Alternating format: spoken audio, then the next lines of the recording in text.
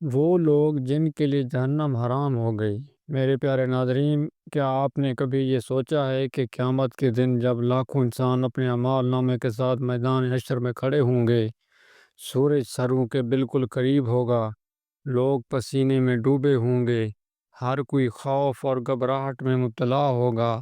اس دن جہنم دھاڑیں مار رہی ہوگی اور اپنے شکار کی تلاش میں ہوگی۔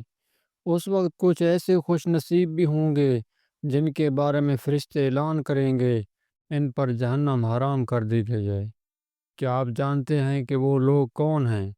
آئیے ایک ایک کر کے ان خوش نصیبوں کو پہچانتے ہیں۔ دنیا میں ہم کامیابی کو عموماً دولت، شہرت یا بڑے منصب سے جانتے ہیں، لیکن اللہ تعالیٰ قرآن مجید کی سورۃ آل عمران میں فرماتے ہیں کہ جس کو جہنم سے بچا لیا گیا اور جنت میں داخل کر دیا گیا، وہی کامیاب ہے۔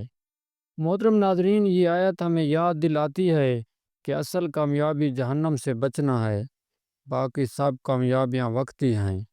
میرے محترم ناظرین، سب سے پہلے وہ لوگ جو اللہ تعالیٰ پر کامل یقین کے ساتھ ایمان لائے، ان پر جہنم کی آگ حرام ہے۔ ایمان وہ چراغ ہے جو جہنم کے اندھیروں کو ہمیشہ کے لیے مٹا دیتا ہے۔ نبی کریم صلی اللہ علیہ وآلہ وسلم نے فرمایا، جو شخص اللہ تعالیٰ کے ساتھ شرک کے بغیر اس سے ملاقات کرے گا، اللہ تعالیٰ اس کو جنت میں داخل کرے گا۔ یعنی شرک سے پاک ایمان جہنم کو حرام کر دیتا ہے۔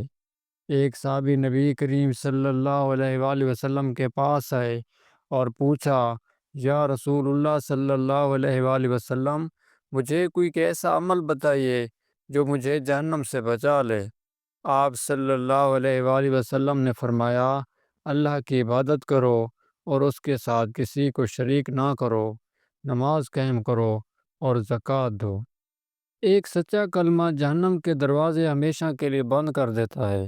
رسول اللہ صلی اللہ علیہ وآلہ وسلم نے فرمایا، جس نے اخلاص کے ساتھ لا الہ الا اللہ کہا، وہ جنت میں داخل ہوگا۔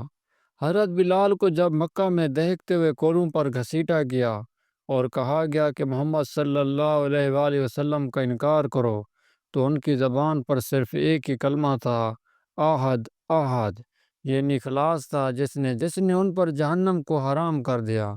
دوسرے وہ لوگ جو حضور اکرم صلی اللہ علیہ وآلہ وسلم سے سچی محبت کرتے ہیں اور آپ کی تعلیمات اور طریقوں کے مطابق زندگی گزارتے ہیں، ان پر بھی جہنم کی آگ حرام ہے۔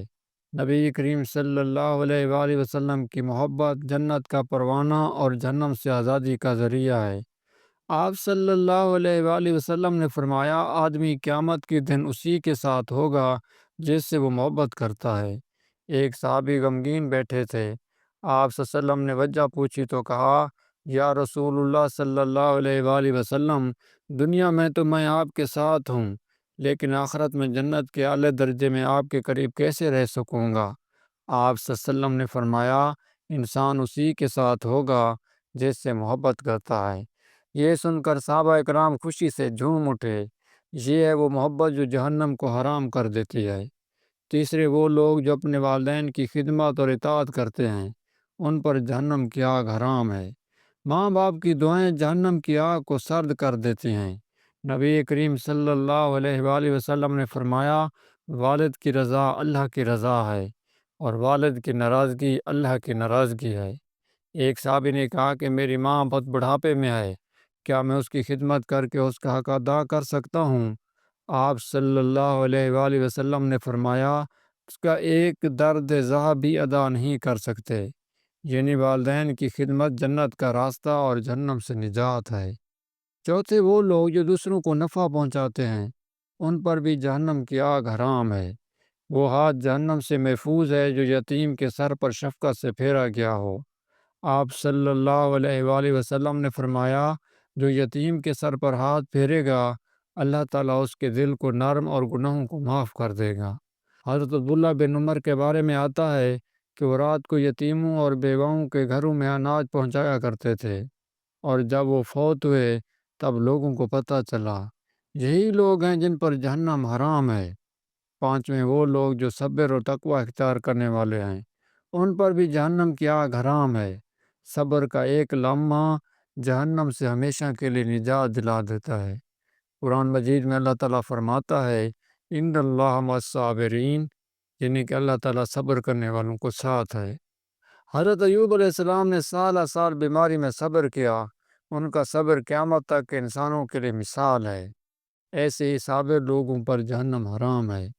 چھٹے وہ لوگ جو دین کے لیے قربانی دینے والے ہیں، ان پر بھی جہنم کی آگ حرام ہے۔ شہیدوں کا خون تو بہتا ہے مگر جہنم اس کے قریب بھی نہیں آتی۔ نبی کریم صلی اللہ علیہ وآلہ وسلم نے فرمایا شہید کو قبر کی مٹی اور جہنم کی آگ نہیں چھو سکتی۔ حضرت خبیب کو کفار نے مکہ میں شہید کرنے سے پہلے کہا کہ اگر محمد صلی اللہ علیہ وسلم کی جگہ تم ہوتے تو کیا خوش ہوتے۔ انہوں نے کہا اللہ کی قسم، میں یہ بھی نہیں چاہتا کہ جہاں میں ہوں وہاں نبی کریم صلی اللہ علیہ وسلم کے پاؤں میں ایک کانٹا چبھے۔ یہی عشق تھا جس نے ان پر جہنم حرام کر دی۔ ساتویں وہ لوگ جو 5 وقت کی نماز قائم کرنے والے ہیں، ان پر بھی جہنم کی آگ حرام ہے۔ نماز انسان اور جہنم کے درمیان ایک مضبوط دیوار ہے۔ آپ صلی اللہ علیہ وآلہ وسلم نے فرمایا جس نے نماز کی حفاظت کی اس کے لیے نماز قیامت کے دن نور ہوگی اور جہنم سے نجات کا ذریعہ ہوگی۔ حضرت علی فرماتے ہیں نماز دین کا ستون ہے، جس نے اسے قائم کیا اس نے دین کو قائم کیا، اور جس نے اسے چھوڑا اس نے دین کو گرا دیا۔ نماز جہنم سے ڈھال ہے۔ اس کے علاوہ چند چھوٹے چھوٹے اعمال جہنم سے ہمیشہ کے لیے آزادی کا پروانہ ہیں۔ کثرت سے استغفار کرنا، نبی کریم صلی اللہ علیہ وسلم دن میں 70 سے زیادہ بار توبہ کرتے۔ تہجد کی نماز پڑھنا، رات کو اٹھ کر اللہ کے حضور رونا، قرآن مجید کی تلاوت کرنا، قرآن خود شفاعت کرے گا۔ درود شریف، نبی کریم صلی اللہ علیہ وآلہ وسلم نے فرمایا جو مجھ پر ایک بار درود بھیجے اللہ تعالیٰ اس پر 10 رحمتیں نازل کرتا ہے۔ ایک صحابی نے کہا یا رسول اللہ صلی اللہ علیہ وسلم میں اپنی زیادہ دعا آپ پر درود بھیجنے میں گزار دوں۔ آپ صلی اللہ علیہ وسلم نے فرمایا اگر ایسا کرو گے تو تمہارے سارے غم دور کر دیے جائیں گے اور گناہ معاف کر دیے جائیں گے۔ محترم ناظرین، جہنم سے بچنا چاہتے ہو ان لوگوں کے نقش قدم پر چلنا شروع کر دو جن پہ جہنم حرام ہے۔ دنیا عارضی ہے لیکن آخرت ہمیشہ کے لیے ہے۔ کامیاب وہی ہے جو جہنم سے بچ گیا۔